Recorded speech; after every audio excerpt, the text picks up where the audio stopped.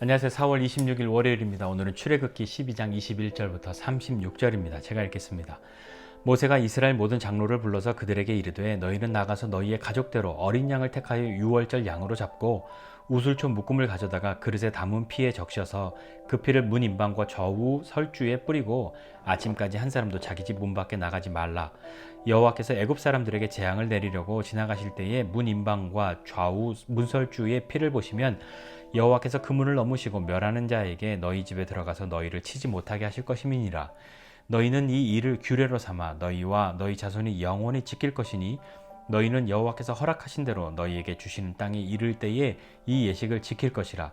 이후에 너희의 자녀가 묻기를 이 예식이 무슨 뜻이냐 하거든 너희는 이르기를 이는 여호와의 유월절 제사라. 여호와께서 애굽 사람에게 재앙을 내리실 때에 애굽에 있는 이스라엘 자손의 집을 넘으사 우리의 집을 구원하셨느니라 하라 하매 백성이 머리 숙여 경배하니라. 이스라엘 자손이 물러가서 그대로 행하되 여호와께서 모세와 아론에게 명령하신 대로 행하니라. 밤중에 여호와께서 애굽 땅에서 모든 처음 난 것 곧 왕위에 앉은 바로의 장자로부터 옥에 갇힌 사람의 장자까지와 가축의 처음 난 것을 다 치심해 그 밤에 바로와 그 모든 신하와 모든 애굽 사람이 일어나고 애굽에 큰 부르짖음이 있었으니 이는 그 나라에 죽임을 당하지 아니한 집이 하나도 없었음이었더라. 밤에 바로가 모세와 아론을 불러서 이르되 너희와 이스라엘 자손은 일어나 내 백성 가운데서 떠나 너희의 말대로 가서 여호와를 섬기며 너희가 말한 대로 너희 양과 너희 소도 몰아가고 나를 위하여 축복하라 하며 애굽 사람들은 말하기를 우리가 다 죽은 자가 되도다 하고 그 백성을 재촉하여 그 땅에서 속히 내보내려 하므로 그 백성이 발교되지 못한 반죽 담은 그릇을 옷에 싸서 어깨에 매니라. 이스라엘 자손이 모세의 말대로 하여 애굽 사람에게 은금 패물과 의복을 구하매 여호와께서 애굽 사람들에게 이스라엘 백성에게 은혜를 입히게 하사 그들이 구하는 대로 주게 하심으로 그들이 애굽 사람의 물품을 취하였더라. 아멘. 이제 유월절과 이 무교절 그리고 마지막 10번째 재앙 장자가 죽는 이 재앙을 기록하고 있는 출애굽기 12장을 보고 있습니다. 이제 마침내 10번째 재앙이 내려진 것이죠. 어제 주일 예배 때도 유월절에 대해서 말씀드렸지만 그것과 연결해서 10가지나 되는 재앙이 있었던 것은 어떤 의미에서는 하나님께서 애굽에 있었던 그 애굽 사람들이 섬기던 신들을 하나하나 깨트리는 그들의 거짓된 헛된 신들에 대해서 하나님이 하나님이심을 드러내 보이는 일들을 하셨던 거죠. 애굽 사람을 향해서 뿐만 아니라 430년이나 되는 긴 시간 동안을 애굽에서 살면서 이스라엘 백성들조차도 애굽화 되는 것 그렇게 되어버린 사람도 있고 그것을 동경했던 사람도 있지 않았겠습니까? 여전히 믿음으로 살아가려고 하는 사람도 있었겠지만요. 그 모든 사람들에게 하나님이 하나님이심을 보이셔야 했습니다. 네. 그 일들이 이제 마지막 10번째 재앙에 이르러서 바로가 더 이상 버티지 못하고 항복을 선언하죠. 불과 얼마 전까지만 해도 바로가 모세를 향해서 너 다시는 나를 만나면 다음번에 나를 만나게 되면 내가 너 죽일 거라고 그렇게 이야기도 하고 그랬던 바로입니다. 모세도 역시 최후 통첩을 했었던 거죠.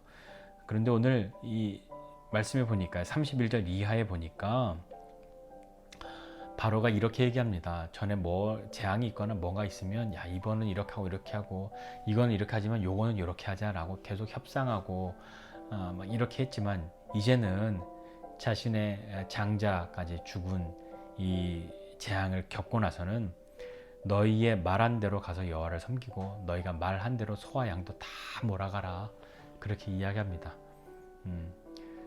이제 협상은 없습니다. 조건도 없습니다.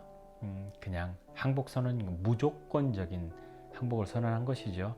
그리고 그 끝에 나를 위하여 축복하라 그렇게 이야기합니다. 이제 이스라엘 백성들은 애굽을 떠날 수 있게 된 거죠. 하나님이 하나님이신 것을 경험하는 시간들을 가게 됩니다. 물론 이 이스라엘 백성들도 우리가 알다시피 광야 생활을 겪습니다. 광야를 겪을 수밖에 없고 겪어야만 하는 그런 처지에 있었으니까요. 여하튼 이 오늘 쭉 말씀을 보면서 이제 이 10가지 재앙이 다 끝나고 바로가 항복하고 이스라엘은 출애굽을 시작하는 이 장면을 보면서 한 가지만 좀 생각해 보고자 합니다. 무엇이냐면 모세가 이스라엘 장로들을 불러다가 이야기한 유월절을 이렇게 지켜라, 이렇게 해라 라고 말하고 하나님께서 모세를 통해서 이스라엘 백성에게 하신 이야기는 무엇이냐면 24절 이하입니다. 어제 말씀에도 나눈 것처럼 기념하고 기억해서 영원히 지켜야 될 이 규례, 이 유월절, 이건 너희와 너희 자손이 영원히 지켜야 하는데 하나님이 허락하신 대로 주시는 땅에 가서도 이 예식을 지켜야 한다라고 말씀하시면서 그 이후에 너희의 자녀들이 이게 무슨 예식입니까? 라고 물어본다면 너희는 분명하게 대답해야 한다. 이것은 여호와의 유월절 제사다. 그건 뭐냐면 여호와께서 애굽 사람들의 재앙을 내리실 때 이스라엘 자손의 집을 넘으시고 넘어가시고 우리의 집을 구원하신 그것이다 라고 분명하게 말해야 한다 라고 할 때 이스라엘 장로들이 백성들이 머리를 숙여 경배합니다. 중간에 재앙이 일어나는 동안에는 초반에는 이스라엘 백성들 막 불평했잖아요.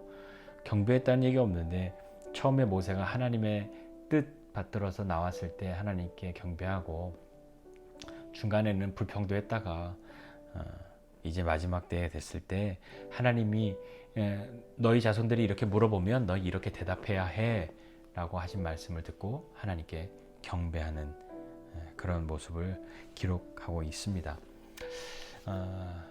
오늘 이 말씀 보면서 한 가지 생각하고자 했던 건 뭐냐면 우리는 누군가가 나에게 물을 때, 특별히 여러분들의 자녀들, 아직 뭐 결혼 안 하신 분들은 어쩔 수 없지만 결혼하신 분들은 여러분의 자녀들이 물을 때 대답할 것이 있어야 합니다. 뭘 물어보냐면 하나님에 대해서 묻습니다. 그리고 하나님을 섬기는 것에 대해서 묻고요. 우리가 하나님을 섬기는 신앙생활하는 우리 삶의 모양들을 보면서 그것의 의미를 묻습니다. 그럴 때 우리는 대답할 것이 있어야 하는 거죠. 뭐 경우에 따라 다르지만 왜 그렇게 합니까? 이건 무슨 뜻입니까? 라고 물어보는 우리의 신앙생활의 어떤 단면들 속에서 보면 그냥 잘 모르겠어, 그냥 그렇게 해왔어 라는 것이라든지 아니면 뭐 나는 알겠지만 설명은 못 해주겠어 라든지 뭐 여러 가지 양상이 있겠죠.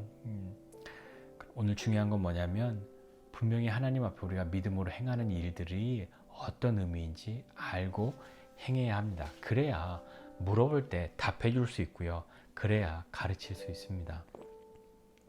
이 예식이 무슨 뜻입니까? 몰라. 조상들이 그렇게 했어. 그것으로 이 유월절을 그냥 넘어가야 하겠습니까? 때로 자녀들이 이 어떤 예식, 뭐 기도는 왜 그렇게 해요? 왜 이건 이렇게 해요? 라고 묻는 것뿐만 아니라 어떤 경우엔 하나님에 대해서 물을 때도 많이 있을 겁니다. 왜 하나님은 그렇게 하세요? 하나님은 어떤 분이세요? 라고 묻는 그 물음은 우리들에게 신학을 묻는 것이 아닙니다. 믿음을 묻는 거죠. 신앙을 묻는 것이지 않습니까? 왜 물어볼까요?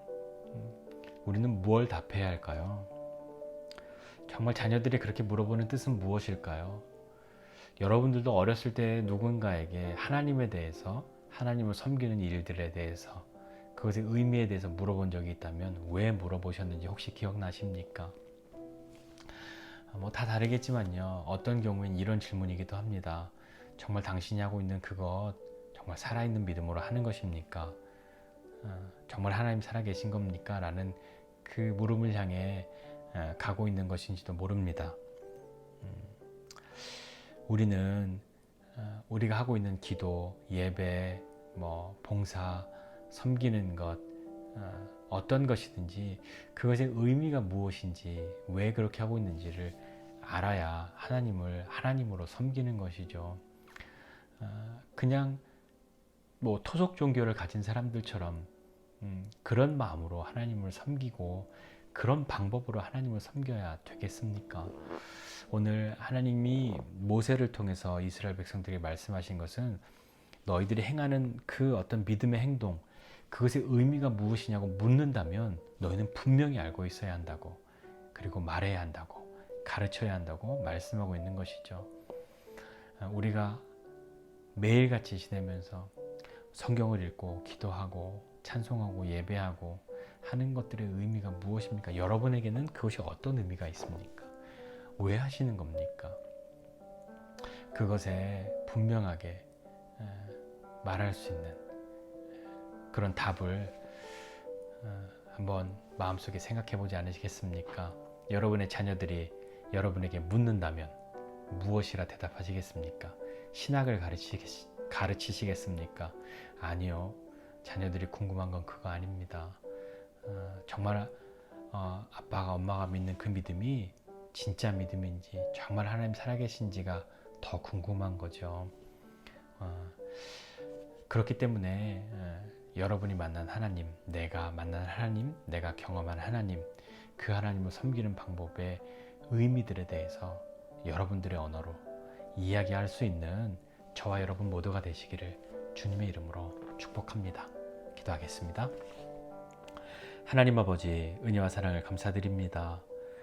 참으로 우리의 자녀들이, 그리고 자녀가 아니라도 내 뒤에 나보다 늦게 믿음을 시작한 사람들, 그들이든지 누구든지 당신이 하나님 앞에서 행하고 있다는 이것의 의미는 무엇입니까? 믿음으로 하고 있다는 이것의 의미는 무엇입니까? 라고 물을 때에 하나님, 우리가 분명하게 답할 수 있는 믿음의 사람들이 될 수 있도록 은혜를 베풀어 주십시오. 그것이 단지 어려운 신학적인 이야기들을 말하는 것이 아니라 정말 우리의 믿음이 살아있는 믿음인지, 우리가 살아계신 하나님을 섬기는 것인지, 그것에 대한 물음이 더 먼저인 것을 기억하고 정말 하나님 깊이 알고 내가 하고 있는 모든 믿음의 행위들의 의미들에 대해서 다시 한번 새기고 하나님의 은혜를 구하면서 나아갈 수 있는 우리 모두 되도록 주님 은혜를 베풀어 주십시오. 감사드리고 예수님의 이름으로 기도드립니다. 아멘.